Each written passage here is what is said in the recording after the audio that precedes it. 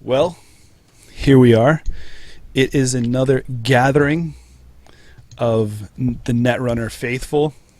The three of us still rolling along, going through Terminal Directive.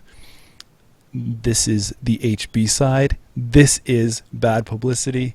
This is Corey, Hollis, and Jameson. What's going on, fellas? Hey. Hey there, man. What's up? Doing great. Anything you guys want to get off your chest? I got a lot I want to get off my chest, Jameson, but I'll be reserved this time. Oh yeah. Why is that? Why is that? Do I have to pick up? Do I have to pick up the torch for?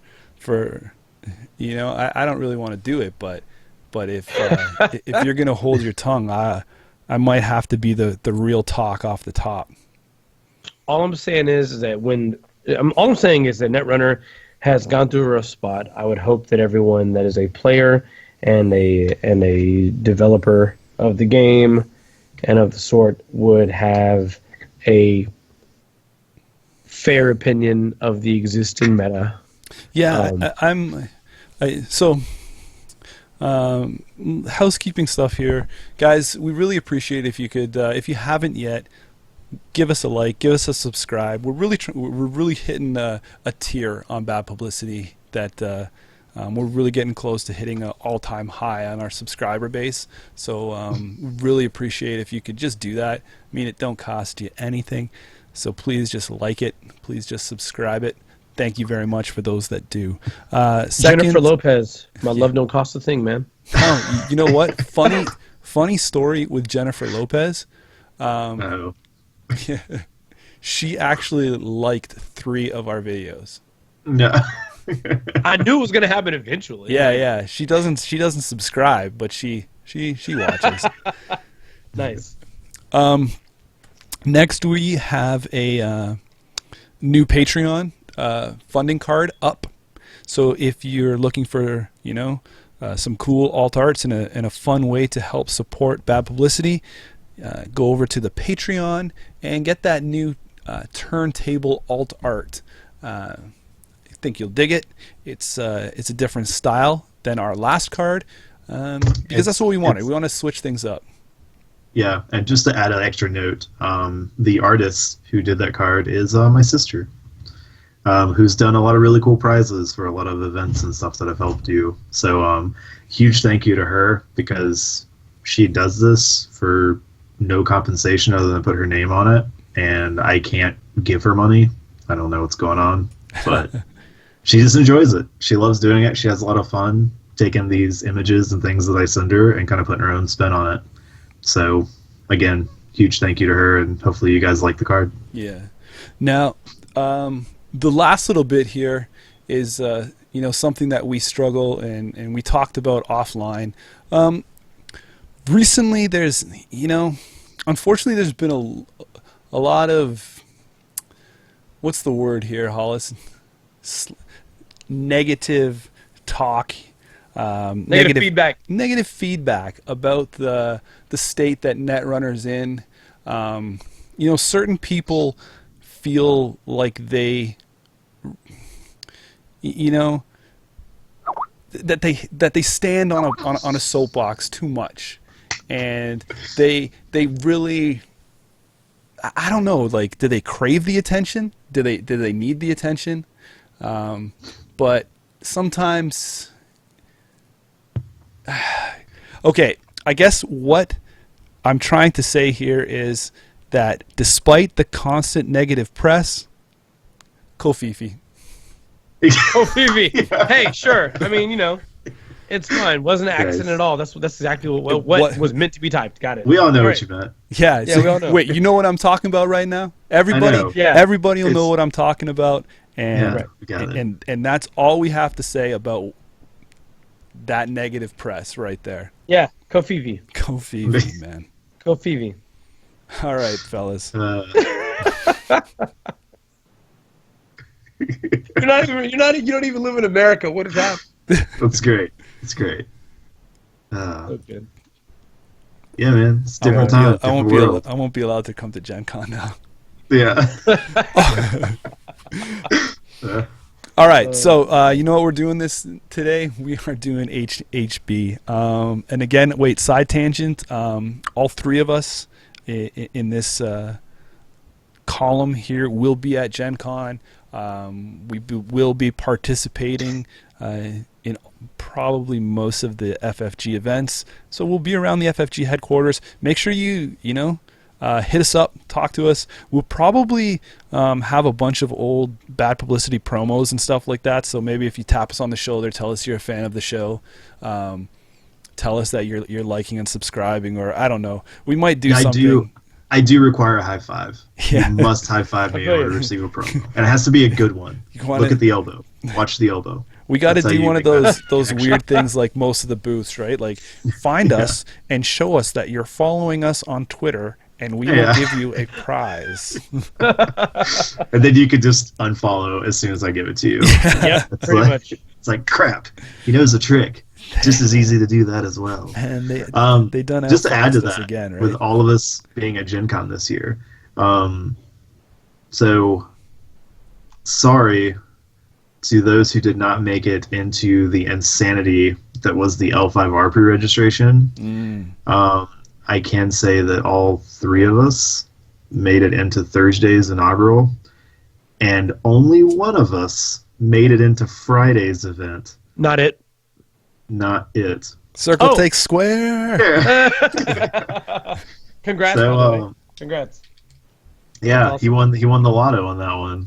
So nice job, nicely done. I know. So yeah, there's gonna be a lot of cool stuff going on at Gen Con. We're gonna be checking out a lot of stuff with FFG, and some of us are pretty excited to try out this newfangled old L5R LCG they got released in there. Newfangled old. Yeah, we're gonna give that guy a spin. Put it through the ringers. But in all honesty, we are so far away from that.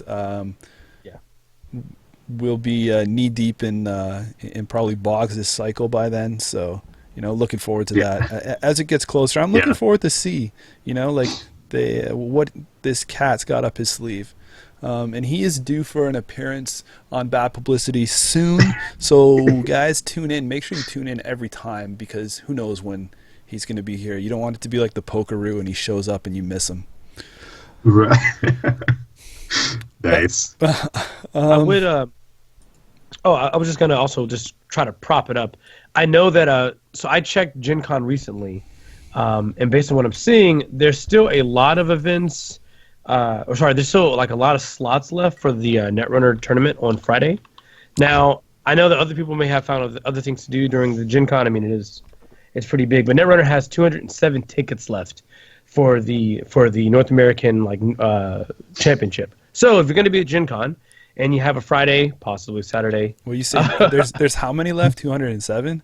207. Now, I want to say they had 250? Yeah, I was going to say I think there was like 250. So right now you're if you buy a ticket and drop, you're making day two. You're guaranteed. You're in. But, you're day two right that's now. what I got. But I will say last year the Netrunner event was a slow burn. It wasn't like a quick sellout either. It took a little bit of a build up before it started getting there. Yeah, everyone was fanatical over the new hotness. It'll come. Yeah. I'm also just random. Sorry. We'll get onto this episode. I was recently introduced to this card game called Exceed that I've kind of been a little bit addicted to as of recently. And I'm actually playing an event on Saturday. I'm going to get massacred in this, but I'm going to have a great time. It's a neat little game. Check it out. If you like fighting games, like 2D fighters, it's a cool little card game. And there is, I heard there's also like another special bonus this year. I talked to the guys at Gen Con, and they said because I'm coming down, they're doing some special 50th celebration. That's pretty sweet. Yeah, nice. I'm invited once every 50 years. So this time we'll wait another 50, and I'll be at the 100. Nice. There's this whole special ceremony and everything they go through. It's probably, man. Yeah. There's like poutine and all the vending. Oh, here we go. Bring it on. Bring it on. Bring it on. But you know what though? I really hope that a good chunk of the people that I've met coming down to Worlds and at these events, I don't really have like a contact list where I keep in touch with everybody on a regular basis. But man, I tell you, if everybody that shows up that was in that FFG side room where we got that cheap ass beer and played Captain Sonar for like, I don't know what it was, like 16 Oh my hours. God. Captain was a- Sonar that is the was- best. That actually individually was one of the best moments of Worlds, right? Yeah. Like that was a really good time. Yeah, man. And so I hope to recreate some of that magic with some cheap liquor and some good buddies. So don't hesitate to reach out to us. We will all be there, and I'll be fueled on Red Bull, so I probably won't have to sleep and can just keep going. All right, we ready to dig into this episode? I think so. We've had enough pre-game chatter. Yeah, but I mean that's what people come for, right? That's Right. Everyone thinks the previews are better than the actual feature. Fellas, all right. HB, who wants to kick this off? Not it. All right, Hello? I got it. I'll be the card guy. Yeah, I like being the card guy. I'm probably gonna pronounce this incorrectly. I was going though. to say, once they get easier to pronounce, Hollis and I will rotate in. Yeah, this is why you guys trapped me. You wanted Yeah. to see how I was gonna say the name of this card. Yep. I don't know if it's pronounced like cider. Laboratories Destiny defined. Sorry, man, I'm butchering already. Here we go. Identity Division, deck 45, influence 15. The first time each turn the runner loses or spends a click during a run, you can add one card from archives to the top of R&D. Whoa. Recursion in HB. Never before have I seen... Oh, wait, no. Sorry. A lot of recursion in HB. I mean, the initial idea is right. This is a pretty neat ability. If you look at... I think it's probably the uses I've seen is like if you do something like traps, or it's a nice way to filter and kind of keep your R&D safe if you throw like a snare, or if you just throw extra cards down to kind of prevent them from seeing something if they're only single accessing. But in order for you to get that ability, you have to fire off a condition that's not one of the easiest things to do in Netrunner. Like, even if you run with a lot of Bioroids, it's still hard to make the runner spin clicks. Yeah. So I know there's some cards that'll play into that, and I'm going to start off. I'm going to be that guy. But is this better than ETF? No. Absolutely not. No. Absolutely, yeah. It's just not. I respect what this idea is trying to do. I think it's an interesting idea if you want to try to play one of those like click compression. People are always trying to get these decks that just like chew clicks away from the runner. But Make Hourglass great again. yeah. Oh, Hourglass. But those decks are still probably better being played out of ETF. Oh man, I forgot. I need my Trump quote counter. That's 2, by the way, for this episode. You know what I think is got me about this card is that I really think it's too late to the party. This probably should have been either if you look at how the release schedule of the cards were, and how early Hass-Bioroid had the Bioroid Ice and lose clicks, and they had the Ruhr Valley strong box, all that other hoopla stuff wrapped in the little package. This ID is the ID that probably should have been either the first or second HB ID that came out. It's really late to the party, and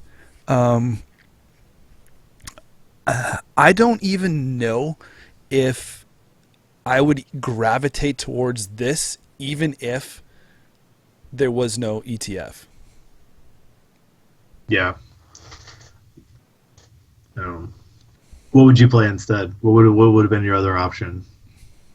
Oh, what is it? Cybernetics Division? Oh, okay. But I mean, you also would have like Stronger Together. What? And I'm not one of everyone's the laughing. I'm not one of the CI7 crew. Yeah. I'm not one of the 7 horsemen of the apocalypse. I really like what this is trying to do. It's a cool theme based off the click, but unfortunately, okay. Second question, follow up to even. I'll cut myself short. How many times do you think this fires a game? I mean, the truth is that really depends on a couple factors, right? It depends on the actual ice that the runner's using and if it's sufficient to break through the Bioroids you're going to include in the deck, because that's what you're going to include. You're going to include Bioroids to some extent, right? And a combination of that, and actually whether or not they, on the runner side, want to allow you to trigger it. I think that's the biggest weakness of the deck, is that because even if you use Bioroids, which for the cost and strength are fairly efficient, as you know, for you on your side, the runner still gets, even with that efficiency being in the favor of the corp, the runner still gets the option to say, okay, so while you have this efficient level of ice that I would normally just kind of consider spending clicks as opposed to actual credits, maybe on occasion, now I get direct control of your ability fires in a pretty large way.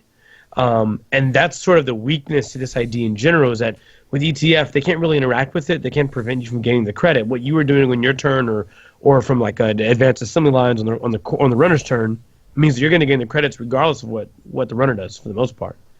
But the runner gets to influence this. Yeah, and the thing is, if you even compare this to other IDs that kind of put a trigger in the runner's hands, right?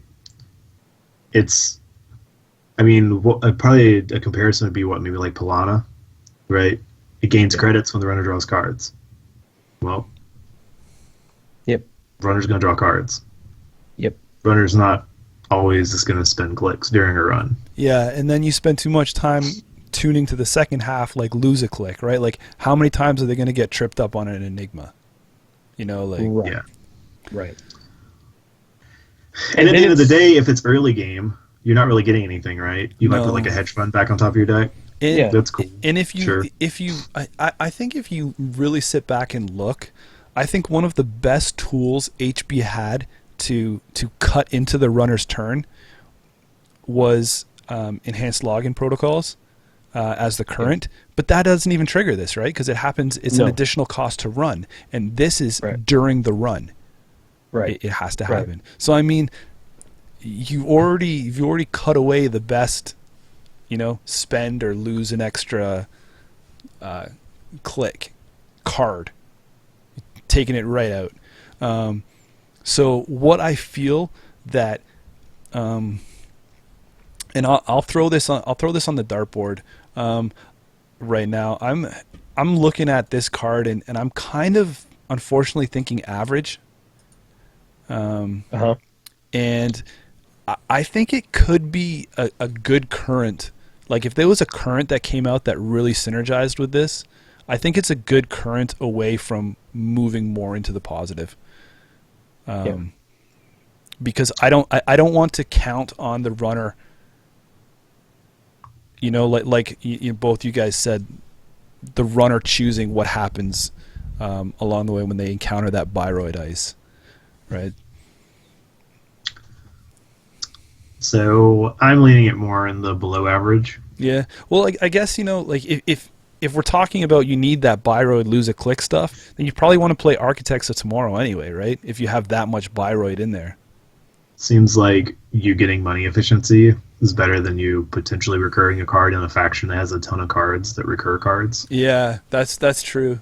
So I'm definitely willing to let it slide to below average. Hey Hollis, how you feeling? Yeah, I don't think it's bad. I don't think it's terrible. I mean, you know, recursion is good.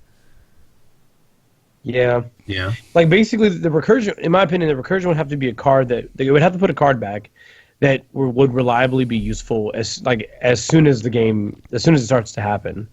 So like a hedge fund, if it, like anything not hedge fund or IPO or something like that is like, okay, well, you put back a friends in high places, but there's nothing in my discard pile, my archives to even give back. So this is kind of like I have a spare card. I'm gonna put it as below average. All right, there we have it. That was pretty good. There we go. It could have easily gone worse. We might have been a little soft on it.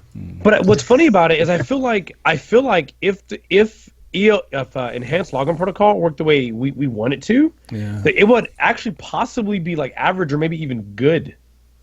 It's true. Because then you would know you would have a current that's already incredibly taxing, and then you could almost like pretty, there would have to be a direct like a current counter to not make your ability trigger all the time. Yeah. So not having that hurts it so much. Yeah. So, but I think that goes to what Jameson's saying is that it is like a current away from bringing it up a little bit. Yeah. Now it's a current away from being somewhat neutral, like on the average scale here. Yeah. All right. Next up is our first agenda. This is brain rewiring. This is a 3-1. And it's when you score brain rewiring, you may pay X amount of credits to force the runner to add X amount of cards from his or her grip to the bottom of his or her stack at random, then draw one card. Probably the pause there made it sound different than it is, so I'll just split that over again. Force the runner to add X amount of cards from his or her grip to the bottom of his or her stack at random. Then draw one card. So it's interesting. Yeah. Yeah. Like if you have a way to do like 2 damage to the runner, you could in theory kill him with this, right? Or set him up for a kill. That's a lot of ifs though. Yeah. Because you would need to splash out a faction to get a card that can do that. And let me just clarify something too here, because it's on the page. For the listeners, the unofficial FAQ says, what is randomized by brain rewiring? Which cards are selected from the grip or the order they are put on the bottom of the stack? And the answer is both. Boom. Both. Forever. I don't know, guys. This doesn't really... scratch any itch. Yeah, it's a 3-1, which is already a tough spot to get because you usually want to litter your deck down with a bunch of 3-1s. Yep. And I don't really know of a lot of HB decks that want to run a bunch of agendas. Yeah, it's a neat idea. I'm just not a big fan of it. Yeah, like in general, in order for a 3-1 to even see play in a deck that isn't like a someone mentioned CI. Like in order for a 3-1 to see play in a deck that isn't like a combo week sort of deal, it has to be incredibly impactful. Like that means when I score that 3-1, it needs to be the ability on it probably should be better than existing 3-2s, right? Because it's the same investment for one less point. That means the ability is going to be stronger. That's the balance. That's the concept of the balance there. Well, the expected balance concept. But the issue here is that not only are you investing the cost of the 3-1, but then they want you to pay more money to get this to magnify this effect. So if you score this 3-1 and you pay nothing else, that's it. It's just a 3-1. You get no other added benefit. And at the moment I start paying more money for this added effect, the question I have to ask myself is, let's say I pay 2 credits. I technically have scored a 5-1, right? Or whatever, a 4-1. If you want to look at exact cost to credit ratio or closer to that. And then I'm thinking, would I score ever a 4-1 to put 2 cards at random from my opponent's hand above of their deck? No. Probably not. No, and I think so. Did you have anything else? No, that's pretty much it. Like I think the card's pretty bad. Yeah. Like, So when there's a couple things that stick out at me when I look at a card like brain rewiring. as soon as I see, like, you open your pack and you look at a card like this, you're like, oh, it's purple, and then you see when you score, and I always think when you score, I always think Bifrost Array, right? Like, because I mean, let's be honest, I think we're still waiting for some really awesome, agendas in HB, because Bifrost is an HB agenda, so I mean it can only be in HB decks. So I think we're still looking for that ultimate Bifrost combo for that reason to include Bifrost. So you look at this card and you're like, well, would I even want to do this ability again? And I'm like, I don't even care about it. I don't understand, like Hollis said, the value you're getting out of it. I think where this card would be good is in something like Cybernetics, because you're playing, say, an HB damage deck, so you want them to have lower hand size. But the cards are not being discarded; they're just going to the bottom. So it's not like you're milling them through. They know where they are. They're just, it's going to take longer, and maybe the game doesn't get that long, but I'm paying just to move cards away that they're just going to spend clicks to draw up. I really wish that this card was something else. I really wish maybe it was like an over advance for every token, or for every advancement past 3. Maybe it's like, automatically discard 2 cards. So there's some kind of more value out of it, right? Or it was something damage related, like these cards get discarded, not put back to the bottom. Right. I just don't like the design here.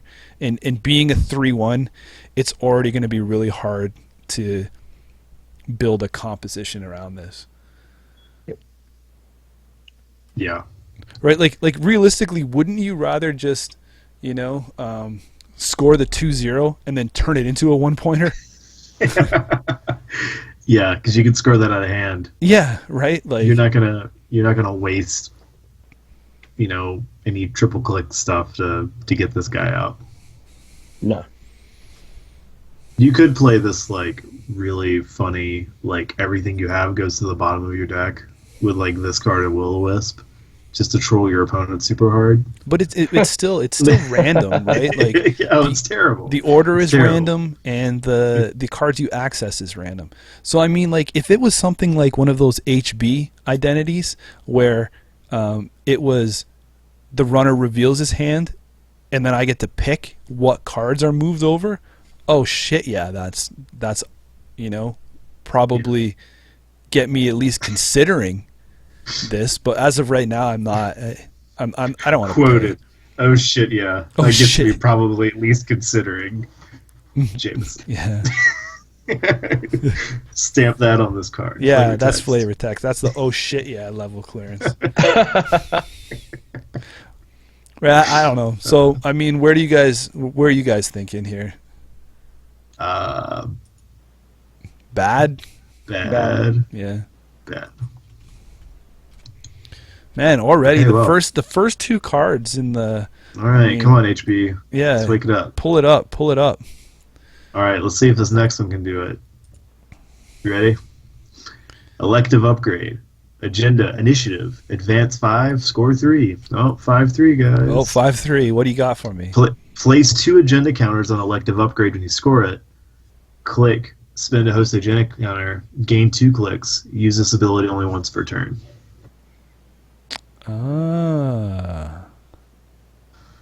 So I'm gaining clicks. I'm fast advancing, huh? Yep. Yeah, but you gotta do it off of 5-3 as opposed to efficiency committee. It's 4-2. Yes. But it's different, right? It is different. You get more flexibility. You do get more flexibility. Yeah. Which is always good. It is always good. Even in relationships. Yeah. It's even good in relationships. Yes, because those with these tokens you are allowed to advance. Correct. And it's not like you can actually take the advance action. Yeah, but Yeah. with efficiency committee, being in creation and control, being that card will never rotate out, True. being True. that we've already seen that there's so many ways to cheat the system. You're right. And advance shit out anyway.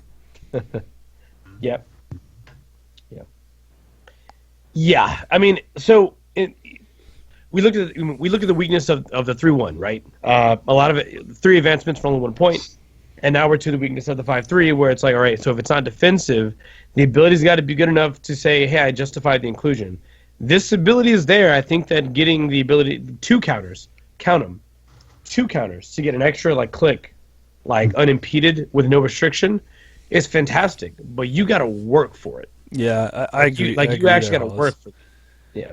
Right. Wouldn't this be like the reverse, right? Because normally, don't you see a lot of HP decks that try to score out 2 quick 3/2s, and then they finish with a GFI that once they've kind of built the server? And I feel like this one gives you the option to do the opposite, right? You try to rush this out early. Yeah. Maybe you can get lucky and the runner doesn't get it, and then you can just score 3/2s from hand. Yeah. Man, Or any that's combination. also card, a right? good point. If tell me, well, I mean, any combination of that where the biotic labor is going to allow you to score the 3/2. If this is scored and you have the biotic labor, you're going to be able to score the 4/2. And then of course, if you have a San, this scored and a biotic labor, or 2 biotic labor in this, it gets insane. But I do think when we're talking about power level of 5/3s, I don't know how you get much better than straight up saying gain effectively twice you can gain a click. No restrictions. Gain a click. And knowing that you're corp. Well, come on. There is a restriction. You can only gain 1 click a turn. True. Well, yeah. Sure. You got them.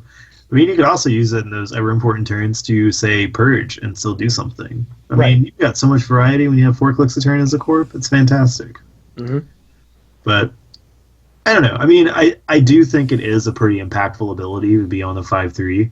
It does have the negative that it doesn't have a way to defend itself outside of other stuff you do to try to keep this agenda safe.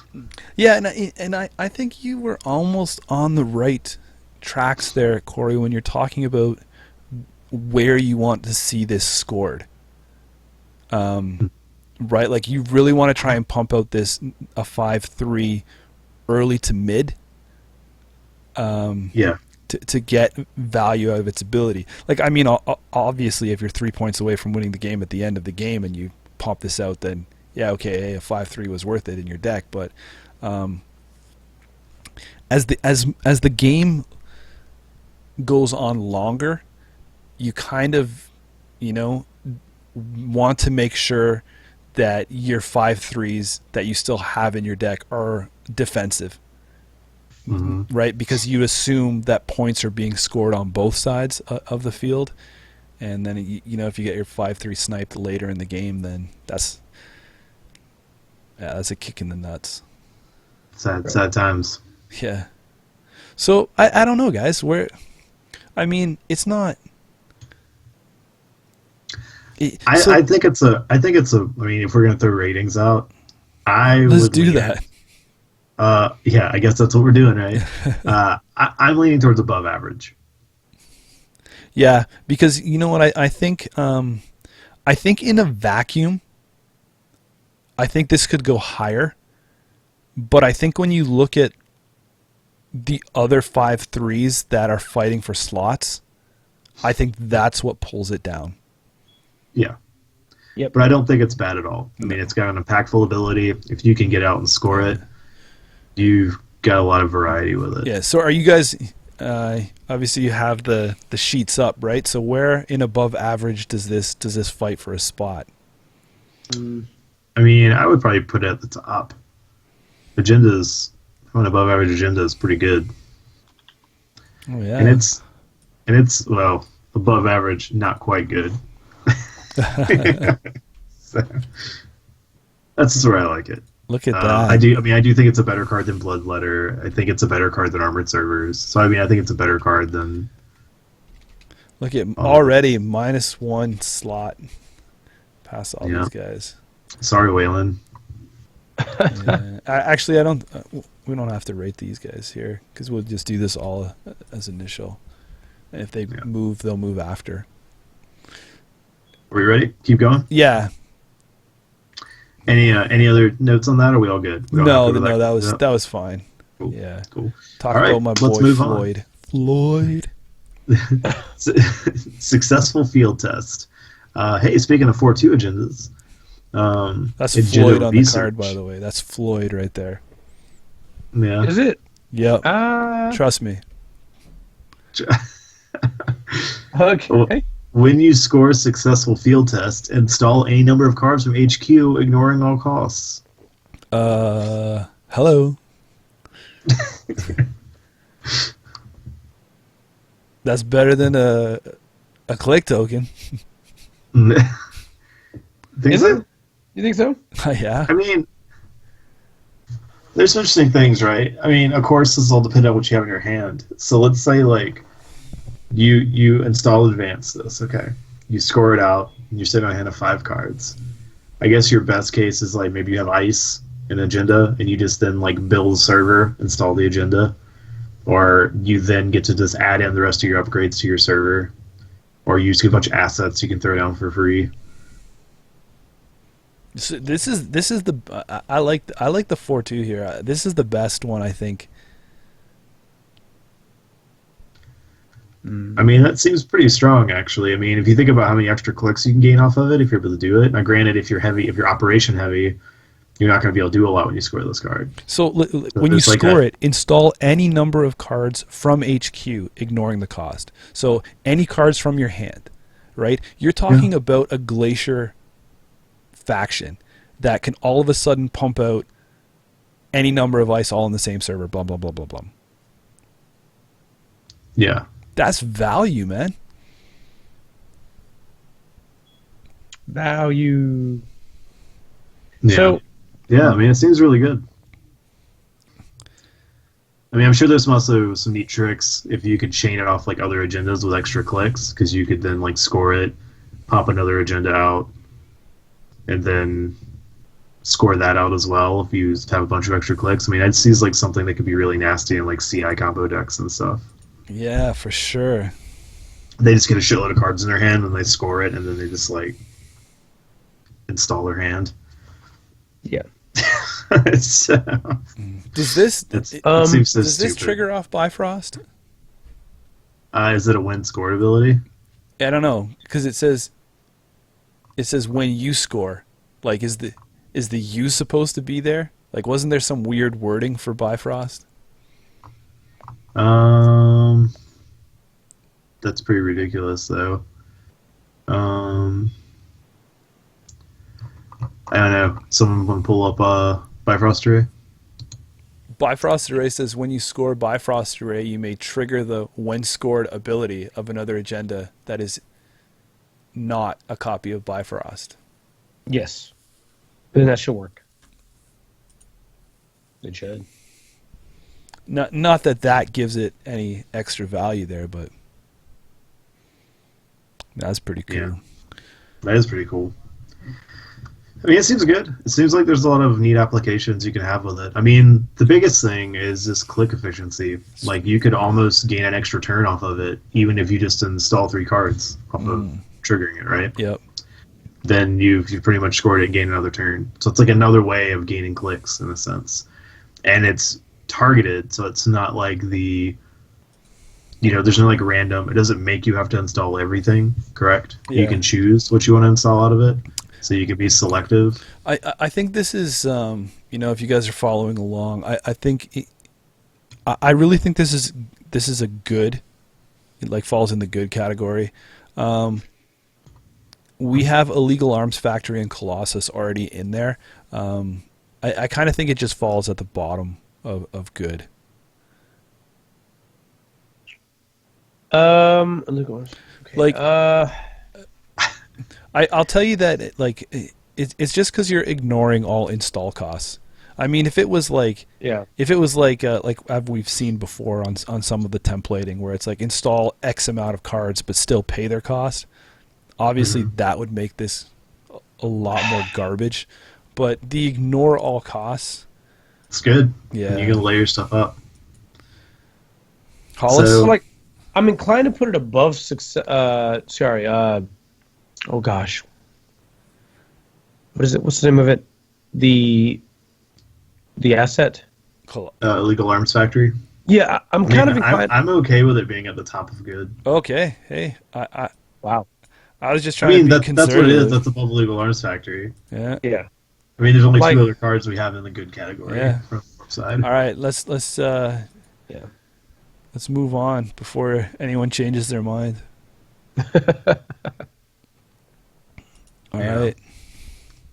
Who wants to do the honors here? Yeah, I got it. Yeah. Still noon. Not a hair out of place. Asset, executive, res 2, trash 3, influence 2. Whenever you install a card in the server, place one power counter and install moon. Yay! It's power counter card, by the way. Notate I wonder that. where this is going.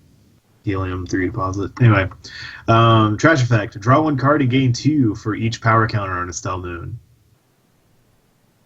I wonder where this is going for you. I can't wait to hear where it's going. I mean, I've already played against the stupid lock decks that Yeah. run this, and it's goddamn miserable, but whatever. Yeah. But it's miserable because of the power level of the moon. The moon. Yes. I just get mooned. Yes. Mooned hard. Yes. Yeah. I mean, obviously, it's good. It's got neat applications. It's So you're saying the term assets good is it spam, like make a bunch of money. is it not great?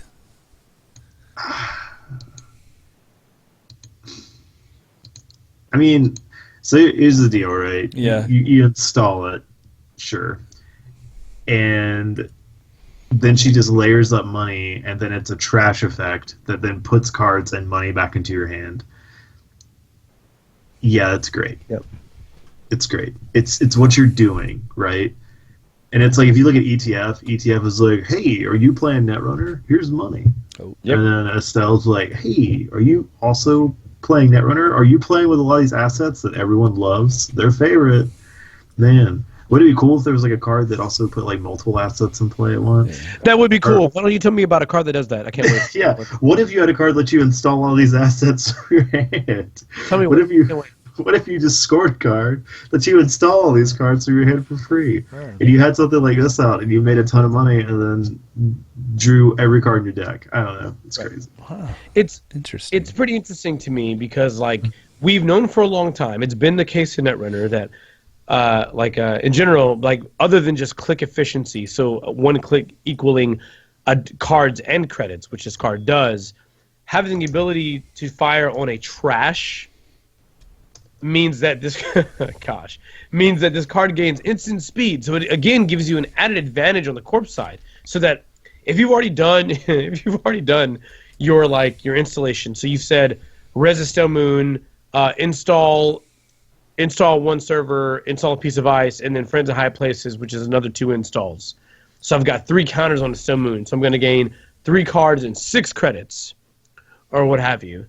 The fact remains is, even after that has happened, the runner still has to either A, leave it alone, B, play a card that would get rid of it out of their hand, like, I don't know, whatever card they can play to trash it, or C, run it, meaning you'll immediately use it. So you've drained a click from the runner, and you still get the benefit of the card, which is just massive. This is the same reason why that Jackson Howard was so powerful, is so powerful. Because in addition to fixing your game state, it's a trash ability, so it kind of taxes that runner the click a little bit. On a lot of instances, it taxes that runner that click on top of doing what it does. So this is clearly good no matter what. Like, this is auto good. I don't think this card was ever not good. I can't believe the stack value that you get from it though, right? Like, right. So for like every counter, a card and 2 credits. Right. Right. Yeah. And all you have to do is just install a card in a server. Not even the server that she's in, Corey? Not even. Just a server. 'Cause she's executive, that's why, eh? Does That's whatever it. the F she she's, wants. She's got them credentials. She's got those clearances. Oh my god. 2 influence guys. Yeah.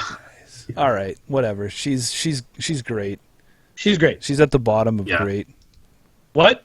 Well, because Hunter Seeker and Scorpios is sitting there. I think she's above. I think she's above Scorpios. Okay. Yeah, I think she's above Scorpios too. I don't think she's as good as Hunter Seeker. I think Hunter Seeker, like, she just fuels the same stuff that HB's doing. It's like, oh, shocker, they install stuff, make money. They've been doing that since Corset, man. It's old hat. You said old hat? Yeah, but Hunter Seeker just changes the way you have to play. You have to tiptoe and be cautious, otherwise those beautiful toys you have on the board can just go away. Yeah. So, all right. Hey, it's good. We made it. We made it through there, guys. Nice work. All right, here we go. Maryland campaign. Oh, weird. Assets. Advertisement.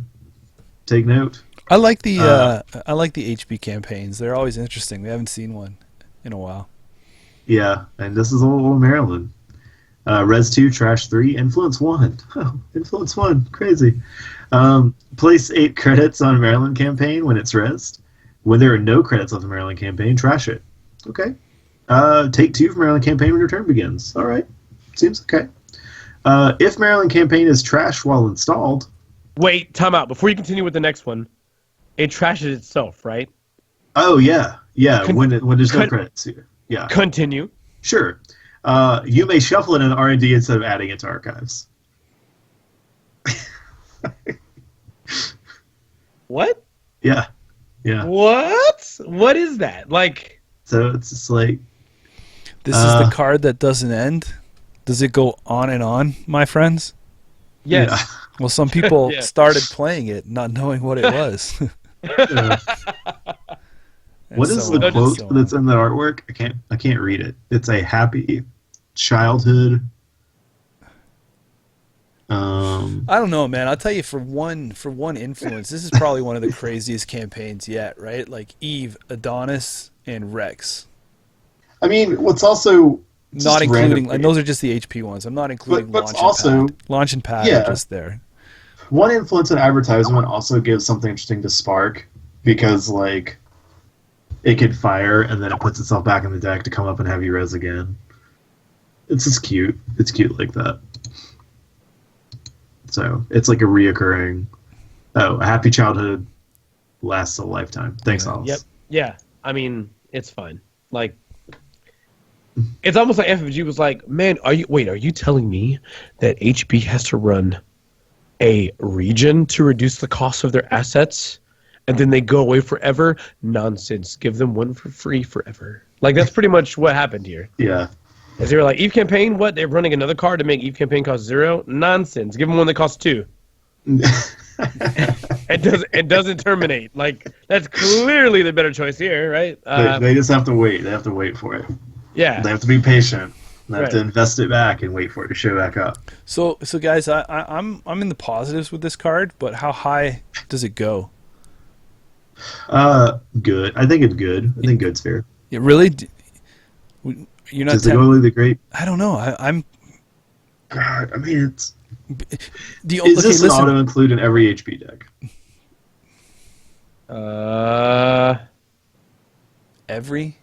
Well, maybe. Okay, so you know what? I don't know. You know what's pushing me up?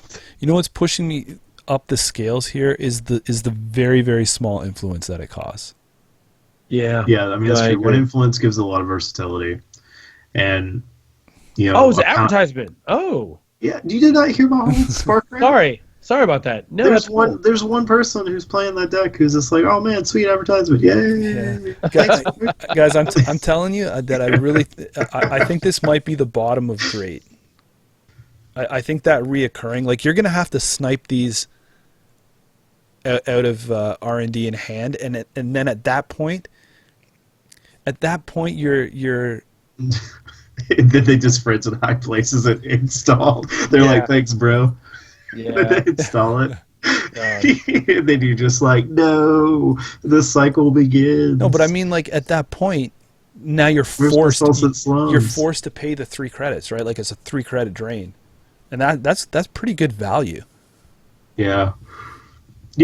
I respect your argument for bottom of grade, and I will lean in that direction. Awesome. Hollis is going to try to pull it down. Yep. Here's Ah, shit! I already put it in. I wrote it in pen. Go ahead, though. I think it's good, but like maybe I'm being weird about this, but I don't necessarily think I don't think it's outright always better than Eve. Like the fact that it can come back infinitely effectively is very, very cool. It's very good. It does have a lower investment because it's only 2 to res. Right. So it breaks even its first drip, and then you effectively will net 6 credits off of it. True, but like the decks that we're using, like before we were using Breaker Bay Grid, we were getting Eve being rezzed for 0. So we were getting like a overall an effective better investment with more card cost, but we had the added advantage of also getting a super amazing Adonis campaign, which means that if you're running both of these, I guess you could still run Breaker Bay, but I don't really know if you rationalize the inclusion as heavily. I think maybe you consider other slots now. You could play an option where maybe you do something that's a cheaper upfront cost. Right. So, because with this only being 2 and then Adonis being a lower, you maybe don't do so much Eve. Right. I mean, Eve does have the added ability of, like, she's expensive to trash, so she just kind of exists on merit of the runner just doesn't want to invest the money, especially if they've got to get through ice to get to it. I gotta say that this is like if you look at like Hollis, where are you saying Daily Cast would be? If I was going to review Daily Cast, Yeah. well, it's a little different. No, I know that because the install cost is different. Yes, so yeah, it's a little different.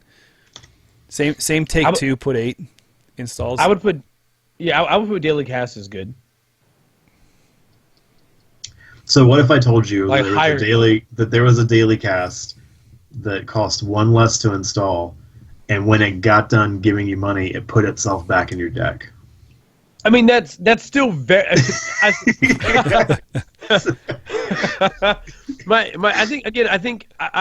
it might be great. It might be, but the reason why I'm reserved on this is that I think that recurring it back in the deck is good. It increases your deck density, and that it means that it can come back out again to be useful. But with a card like Friends in High Places, I see that there is a power involved with allowing cards to go to the archives. And then a card like Breaker Bay Grid, there's a power that's there when you can reduce that cost to 0. So like by cards actually going to archives, I think there's a small room to argue that certain cards actually are better as a result. Like by Maryland going back into the deck, you invest initially, you don't really lose anything, but you don't gain anything either. Whereas with Eve going to the discard pile and having Adonis is also in the deck, Breaker Bay makes those cards not only better than simply having Maryland by itself without Breaker Bay, but it also means that other assets other assets that get played are pretty damn good. Like they're even better than they were. Like instead of Adonis gaining you whatever the cost, like instead of Adonis gaining you, my brain 8 credits over 3 turns. Is that right? 8 over 3 because it costs 4 to res. Yeah. Instead, it's like, all right, so Adonis just straight up gains full profit with Breaker Bay. And then Eve campaign would gain you 2 from the moment you res it with Breaker Bay. Whereas I feel like if you run Maryland, you're more inclined to draw Breaker Bay. So those cards are generating overall less economy, even though you're getting it back. Okay. But let's say you were playing with this card, Estelle Moon, all right? Stay with me. And you want to keep like getting cards to keep installing. And what if you had like a card that puts itself back? Another neat thing, and this also seems subtle. If you pair this with Engineering the Future, I'll lose my cool. Yeah, but also sometimes it's actually pretty cool to have built-in reshuffle mechanics just as ways to shuffle your deck up. Yeah. I mean, indexing is kind of all over the place. Right. And so having like some of those timed and drip to where they can trigger a reshuffle could be pretty neat if the runner's not immediately able to capitalize on the indexing. Or they try to set something up to plan for another turn, and you're just like, I'm just gonna right. Like trigger this reshuffle. You know what? Well said. Having the shuffle is really cool. Yeah. Because it's not just put it on. It's not just put it on the bottom. Right. So I'll compromise. I'm with you guys. Let's put it on the bottom of grade. Let's do it. You got me. You convinced me, gentlemen. Boom. You convinced. It's terrible. Put it under terrible. No. No. Veto. Hollis, how about as a consolation There's prize? a small child on this card. You can read the next card. Oh my god. I get to read the next one? Yeah. Yeah, you get to. You win. I can't wait. So the next card is Eli 2.0. It's a ice barrier Bioroid, 5 res cost, 4 strength, and 2 influence. The runner may spend 2 clicks to break up to 2 subroutines on Eli 2.0. Its subroutines are the corp may draw 1 card in the run and in the run. Flavor text. A new game means new rules. Hey, that was actually pretty good. You could be one of the trailer voices. Yeah, I can't wait. Can't wait to get paid for that. Oh, nice. Hey, nice alt art. So let me just ask you this question. Would you pay $100 for an Eli 2.0? Hell no. What? Hello? Well, No. then I guess it's not better than Eli 1 then, since and so that makes this what terrible. Yeah, it's he's so sad because he'll never be as good as his better younger self. Yeah, he's old now, man. He's so sad. He peaked at 8. Yeah, he peaked at 8 years old. He's done. Child protege. Yeah. Yeah. God. He's just got that. Oh man, people waited so long for this 2.0 of Eli. You know, how many sets came out? Someone's like, when am I going to get that Eli 2.0? When's it going to happen? No. And then they were like, hold on. Actually, Eli goes to the watch list. How about that? Why don't we do that first? And then people were like, oh man, Eli 1.0 is so good. And then they're like, oh, we're going to get it. We're going to get 2.0. What does he do? I'm just going to keep playing with Eli 1.0. Yep. Where's this go, guys? We don't need to dwell on this. How low? I don't think it's bad. No, Bioroid synergy, like what, below average then? Yeah. I would give it average. Oh, even average, huh? I mean, it's still Eli. His name carries a little bit of weight. Oh my gosh. Yeah. Hollis, where are you saying? Because bad. So, if you were able to pay 1 for this, if you triggered it off Architects of Tomorrow, do you think it'd be bad? You're stretching this, man. No, yeah. I don't. You get 2 in the runs and routines of That's strength. God, he's the same strength. God, it's not even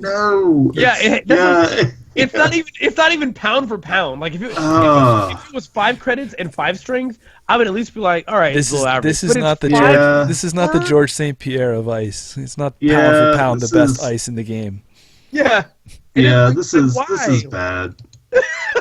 What? Yes. You know what though, Hollis? You gotta. This is an example of you just getting too greedy sometimes. I said below average. Corey said average. You could have just been like, you know what is below average, and it could have just went there easily. But it's actually like when I think about like building a regular constructed Netrunner deck, right? Like the card, like at least 6 ice come to my head immediately. At least 6, and like they're like a combination of Architect, Itchy, Eli 1, Sadir Adaptive Barrier, it's the Vanilla also come to mind. And then finally I have cards like Fairchild 3. Mm. So when I think about the 6 some odd ice that I could probably, an Enigma, right? When I think about the 6